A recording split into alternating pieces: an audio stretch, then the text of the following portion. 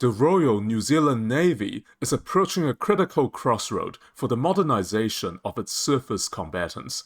The core of its naval warfare capability rests upon its two Anzac-class frigates, the ships Kaha and Te Mana. These vessels entered service in 1997 and 1999. They have undergone extensive combat system upgrades to remain viable. Yet, they are rapidly approaching the end of their operational service lives. By the mid-2030s, these hulls will become technologically aged, structurally fatigued, and increasingly expensive to maintain. New Zealand must replace them to retain a credible patrol and surface combat capability. Under the 2025 Defence Capability Plan, the New Zealand government identified this fleet's renewal as a key investment priority. A formal business case is underway, with a definitive recommendation by the civil service to the government expected by the end of 2027. Striking a balance between combat capability, crew retention, and fiscal discipline is paramount. The New Zealand Defence Minister confirmed that Wellington has narrowed its focus to two distinct designs.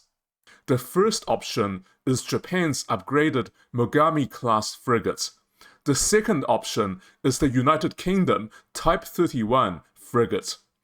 The choice between these platforms will define New Zealand maritime capabilities and regional partnerships for the next 30 years.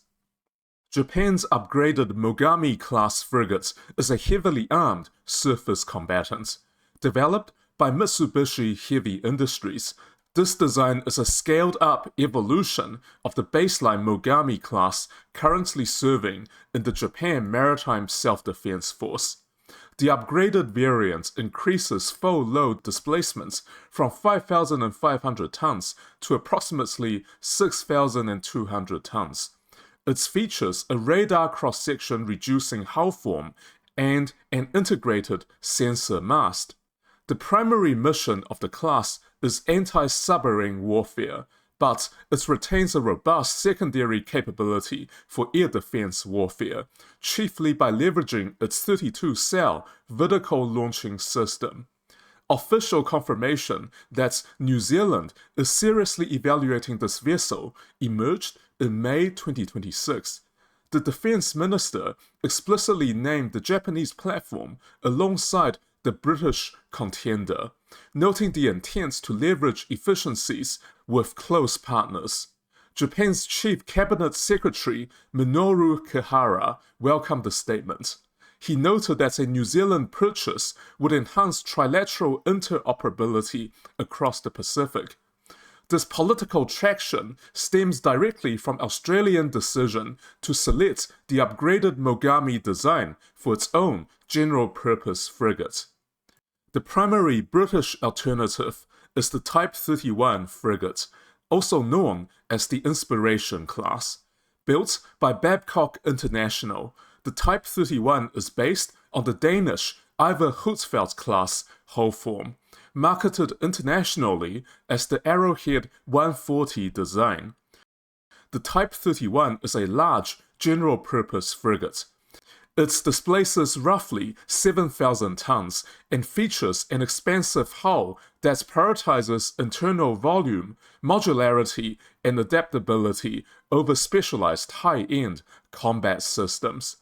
The Royal Navy has ordered 5 vessels to handle lower-intensity maritime security, presence, and combat missions. This frees up its high-end Type 26 frigates for dedicated anti-submarine warfare. The Type 31 has already secured export success, with variants being built for Poland and Indonesia. New Zealand interest in the Type 31 is well documented. Wellington has engaged in formal discussions with the UK's Royal Navy regarding future frigate arrangements. The platform represents a traditional procurement path, aligning with New Zealand's historical preference for British naval designs.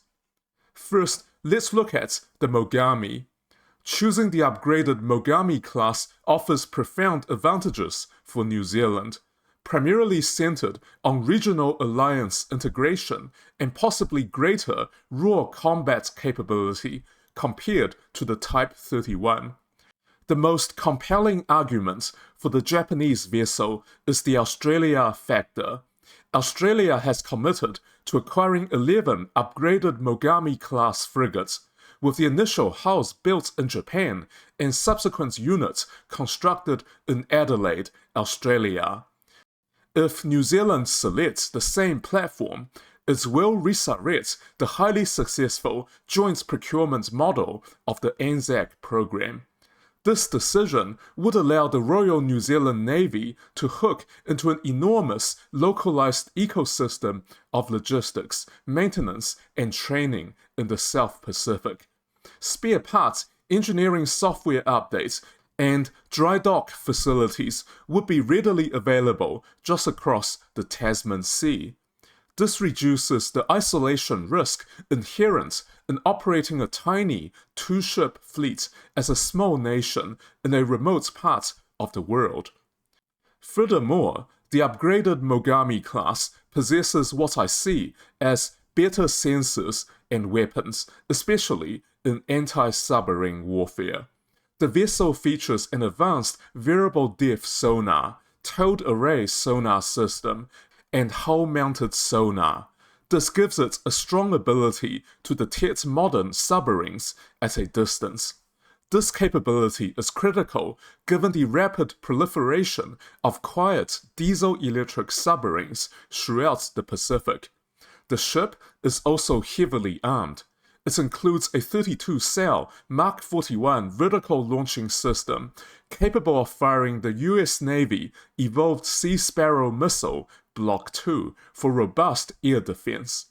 It also features deck-mounted anti-ship missiles and the Japanese Type 12 torpedoes if so desired. This high-end capability ensures that New Zealand can contribute meaningfully to coalition task groups in high-threat environments. Crucially, the upgraded Mogami class addresses New Zealand's most acute naval crisis, which is personnel attrition and shortages. The ship utilizes an extraordinary level of automation, including automated damage control systems and integrated mission control center. This allows the vessel to operate with a core crew of only about 90 sailors. This is significantly fewer than the roughly 180 personnel required by a legacy Anzac frigate. Operating a highly automated platform lowers the recruiting burden on the Royal New Zealand Navy. It makes it far easier to keep both frigates fully crewed and operationally ready. Despite these clear strengths, the upgraded Mogami class presents notable disadvantages. The foremost challenge is that Japan is still an unproven defense exporter. While Tokyo is aggressively reforming its military export policies, its industrial complex lacks experience supplying foreign customers over a 40-year ship lifespan. Navigating Japanese engineering manuals, technical support pipelines, and export controls could introduce friction for Wellington. Additionally, the upgraded Mogami class is a dense design specializing in high-end combat, with limited flexibility for non-combat tasks. It is packed with weapons and sensors for naval warfare.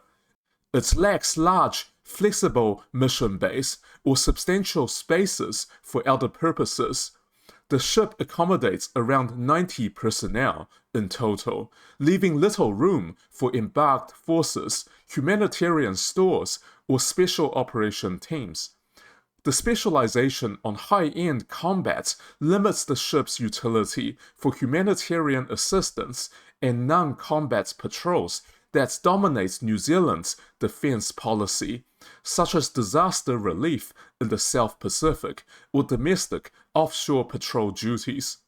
The advanced sensors Radar-absorbing coatings and complex weapon systems may also translate into higher initial acquisition cost and long-term maintenance cost. This could strain New Zealand's modest defense budget. Conversely, the Type 31 frigate offers distinct advantages tailored to New Zealand's traditional operating profile. The Arrowhead 140 hull form is larger and has greater volume than the Mogami. This provides superb seakeeping and endurance in the rough waters of the South Pacific Ocean. The Type 31 is designed from the outset with modularity in mind. Its features dedicated mission base beneath the flight deck that can house standard shipping containers. These containers can hold disaster relief supplies and medical equipment. This makes the Type 31 more adaptable for humanitarian assistance and disaster relief operations. These operations may seem unimportant to the defense analyst, but are key to building influence in the Pacific. The ship also boasts the option for extensive extra accommodation, with total space for up to 200 personnel. This allows New Zealand to easily embark medical teams, special forces, foreign personnel, and VIPs without degrading crew comfort. Again, this increases the flexibility of the ship for non-combat missions. From a Navy personnel perspective, the Type 31 offers a familiar operating environment. The Royal New Zealand Navy shares deep historical roots, training pipelines, and language commonality with the Royal Navy.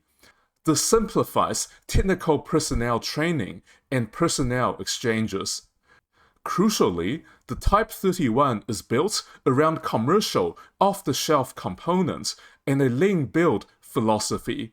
The UK's Type 31 construction program has progressed very smoothly, without significant cost increases.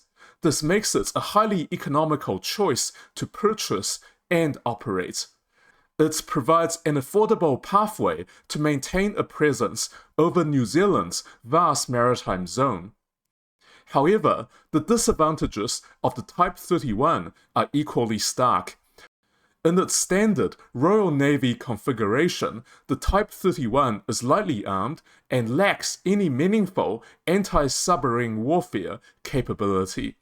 The initial vessels do not possess a hull-mounted sonar, let alone a towed array sonar. This leaves it blind to underwater threat. For New Zealand to hunt submarines, it would have to pay an integration premium to put sonars into the ship. While in the future, the vessel may be fitted with a 32-cell Mark 41 VLS, the air defense on the initial ships relies on the shorter-range Sea Scepter missile system. This lack of high-end capability, at least when observing the initial build of the Type 31, means the Type 31 risk being underpowered for naval warfare on the high seas. This could limit the Navy's surface warfare capability in high-stakes situations. Furthermore, while the Type 31 no doubt has some automation, it's less well known for automation compared to the Mogami, and may very well be less automated. It requires a higher complement of 110 crew members compared to 90 on the Mogami. This means the Type 31 cannot allow the Royal New Zealand Navy to scale down its crewing requirements as much as the Japanese platform. Finally, choosing the Type 31 would mean misalignment between New Zealand's frigate and its immediate neighbour. Australia has rejected the British general-purpose frigate's design in favour of the Japanese Mogami. By selecting the Type 31, New Zealand would run a unique and separate frigate configuration. It would lose the profound cross-Tasman logistical synergies and efficiencies that have sustained the Anzac fleet for decades. A detailed assessment of both options reveals that New Zealand faces a fundamental strategic choice between two very different systems of naval warfare.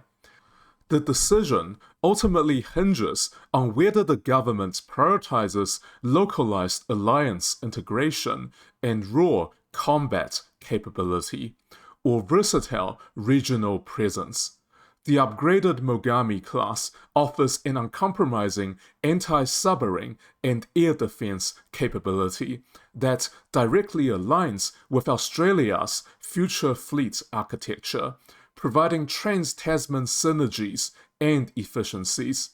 The Mogami is also a highly automated design that mitigates domestic crewing shortages.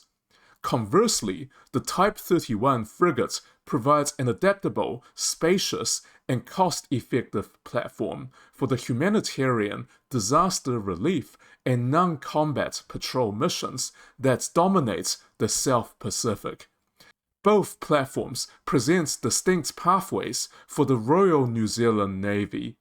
As the 2027 business case deadline approaches, defense planners must carefully weigh these competing advantages, knowing that the decision will define New Zealand's naval capability for the next 30 years. We finish on a disclaimer.